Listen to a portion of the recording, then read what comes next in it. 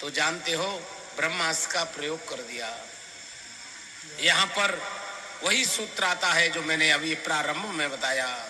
मेरे बाबा विचार करते हैं क्या, यह जो ब्रह्मास्त्र है यह मेरे ही ठाकुर ने इनको दिया है।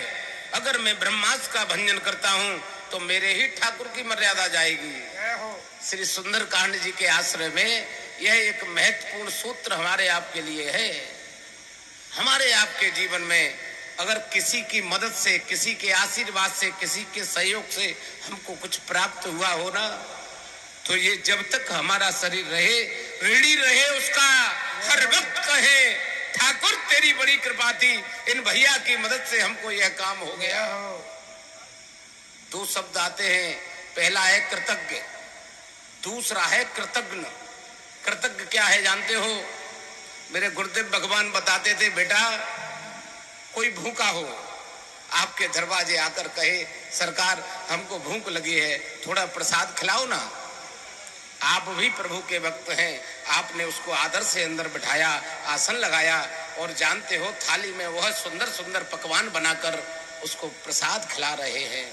हाथ में पंखा है, हवा कर रहे हैं, तो जानते हो वह प्रसाद पाने वाला इतना आनंद में है, इतना आनंद में है, प्रसाद की ओर देखता है, ठाकुर की ओर देखता है, खिलाने वाले की ओर देखता है और जानते हो नेत्रों में जल भरकर एक ही बात कहता है, मेरे राघव जो आनंद इनको दिया है ना और कई गुना देना, कारण अरे प्रभु की कृपा को महसूस करता है, यह खाता जाता है और जानते हो बार बार आशीष निकलता है हृदय से। यह कौन है? कृतज्ञ। हमको कहीं से भी प्राप्त हो हम उसका एहसान जीवन भर नहीं भूले। यह जो शरीर दिया है ना, जिस ठाकुर ने दिया है, 84 लाख योनियों के बाद मिला है, ऐसे नहीं मिला। और जानते हो कीड़े मकोड़े बनकर पीड़ादायक योनियों में अपने जीवन को जी रहे थे। मेरे गुरुदेव भगवान कहते हैं, बेटा ठाकुर की दृष्टि पड़ गई, कह दिया जा मानव हो जा। कब हूं कि कर करुणा नर देही, देत ईश बिन हेतु स्नेही। बुराई हेतु के यह मानव शरीर मिल गया।